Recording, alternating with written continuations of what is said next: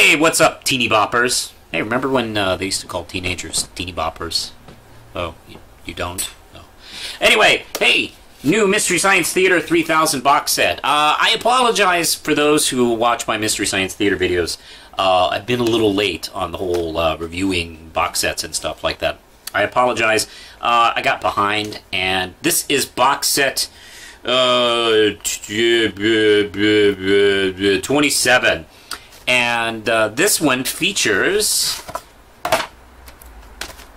the Slime People, Rocket Attack USA, Village of the Giants, and Deadly Mantis, the Deadly Mantis. And as usual, it features these cute little posters that are supposed to look like the old B-movie posters of each of the films, with the robots taking part in them. And they're done, as usual, by Steve Vance. Nice job, as always. Now, this is another good collection that features a pretty wide selection of episodes throughout the series. We got Season 1, Season 2 episodes. Village of the Giants, I can't remember if that's 5 or 6. I think that's from Season 6. And then Deadly Mantis from the Sci-Fi years, the Sci-Fi Channel years. So let's take a look at these bonus features. They include an interview with one of the Slime People actors, Judith Morton Fraser, an interview with the Village of the Giants star, Joy Harmon, Chasing Rosebud, the cinematic life of William Allen, and he's one of the Universal people behind Deadly Mantis. Life After Mst3k with Trace Bly, and introduction by Mary Jo Pehl, including original trailers as well. Now, let's start off with, as usual, the earliest of the episodes. The Slime People is a Season 1 episode. And this has also Josh Weinstein as Tom Servo and Larry, Dr. Earhart. From the first season. Unfortunately, he, of course, ditched as soon as his ticket to stardom happened, which is too bad, because he's pretty fun in this one. This features the interview with Judith Morton Fraser, who seems like a nice person. This also has the short Radar Men from the Moon, Episode 6, The Hills of Death. And this is the Commander Cody series, and I would probably point out the specific chapter of this episode in this series, but I, be honest, can't really tell much difference between any of these episodes. I know we like to talk lovingly about the old serials and how, you know, they greatly influenced a lot of what was to come over the next few decades, but let's face it, these weren't really intricate stories that, you know, had, you know, really careful chapters that built on top of each other. It was basically the same thing week by week until the bad guy got caught. Essentially, that's what these are, and this is no different. And actually, it's funny because you get to watch each chapter, and Servo's patience grows shorter and shorter with each one. As a matter of fact, very similar to my wife's reaction to this series, actually. Anyway, the Slime People itself is a very cheapy movie about these slime people, hence the title, come up and take over a small town, which, if you're an invading force from either another planet or even from under the earth or from the sea, what you want to do is take over a small town. You know, start small and build up from there. You know, forget about, you know, Washington, D.C. or London or Moscow. You want to get, like, some piece of shit town with 30 people in it in the Midwest. Specifically, California. You know, one of those small towns. That's essentially what all the rage was during these movies. And no different here. They have, like, essentially no weapons, but they are constantly said that they have a lot of technology, because they have this force field that traps everyone in this town as they, I don't know, just randomly kill people. Their plan doesn't really seem really too well thought out. I mean, the aliens from Signs seem like they have a better plan. than these guys. And we follow a group of survivors led by a reporter and a scientist and his daughter. There's a soldier who apparently is a wuss and gets ordered around by a reporter. I think that's how the chain of command goes, essentially. They kind of stumble about until they figure out how to kill them at the end. There's also this beat poet who wants to write a book about all this nonsense going on. And it kind of reminds me, I may have mentioned this before, it's really weird to go back in time and watch films and TV shows from the 50s and 60s, talk about the counterculture and the Beat Generation. They hated them. They always treated them like idiots and phonies and crooks and creeps. And that's just, I don't know, it's just weird like that. Even B-movies, you think B-movies would, have a little more sympathy than, the A-list films, but no difference here. The riffs are pretty good at this one. My favorite riff is about Ecto Cooler. I mean, when I actually saw this episode late in the game, but around 2006, when you got some bootlegs, actually. And I hadn't seen this episode ever. And boy, did I laugh at that. Not a bad episode. Pretty decent for Season 1. Season 1's still lighter. Rocket Attack USA from Season 2, and boy, is this one exciting. You'd think this would be an exciting movie. It is about a spy who goes to Russia to stop this experimental rocket that is going to be shot off and blow up New York City. Apparently, this is back during the Cold War, where there were no repercussions for blowing up, one of the cities. You just do it, and it's cool. This film is really remarkably dreadful. It's the most black and white film I've ever seen. It's almost charcoal. All the actors do not help, because they just they're half asleep and they read their lines. There's basically kind of no acting in this movie, except for Art Matrano. Character actor Art Matrano shows up late as this truck driver who is going to buy a tie for his wife. You can see, oh, hey, that guy's an actor. But he only has, I don't know, maybe a minute of screen time. It's like, oh, man, why couldn't Art Matrano be in this movie for the whole film? Let's see, this one features Life After Mst3k, and it's a Trace Belay interview.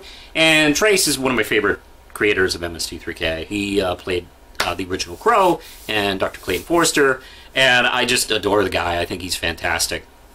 An interesting reveal he has in this is he auditioned to play Jar Jar Binks, which is hilarious. And he says he doesn't mind missing out on being science fiction history's most hated character. Boy, talk about missing the bullet on that. And my favorite of the list is Village of the Giants. Now, Village of the Giants is an interesting film. This is a Mike episode. This is after Joel leaves. And boy, this is a fun movie. This is one of those movies I actually watched before it became on Mst3k. I watched this late night one time, back in my teens or something like that. And it was one of those late night movies they showed. This is Bert I. Gordon, and he is a B-movie filmmaker from the 50s through the 70s. And he has a particular niche he goes for, mostly involving growing and shrinking as basically his plots. I'd say that's probably 80% of the films he made had something to do with that. Although he did make some decent films here and there, like I Like the Magic Sword, and Tormented isn't too bad. But this is him almost kind of having fun with himself and making fun of himself a little bit with this. And this is a fascinating movie to watch because it stars a whole bunch of people who became famous later. I mean, this movie has Ron Howard, this has Beau Bridges, has Tommy Kirk, who was already kind of a star at the time, and Toni Basil. Who's Toni Basil? Oh, she's the one who had that pop song Mickey from the 80s. Apparently she's older than you may think. And she plays a dancer in the movie. There's also, I can't remember the name of the kid, but the kid from the Rifleman show is in this. And to remind you, he's got a cowboy hat through the whole movie. It's like, hey, that guy's like a cowboy guy, you know, like it was in The Rifleman. He's not a bad actor, and there's a couple other actors here and there. Holy crap, this has a lot of people in it. And essentially, it's kind of a dumb plot. It's a small town that's been kind of trapped for the week or something like that because there's a mudslide. And there's these rebel teenagers, you know, no good nicks who come in, who were in town, and they're holed up in like a theater, a bandit theater or something like that.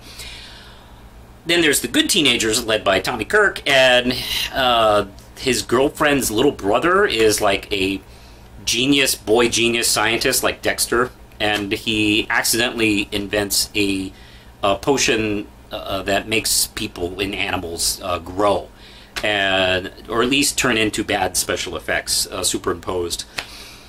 And the bad teenagers get a hold of it. They all decide to eat it for the hell of it and become giants and take over the town while dressed in togas.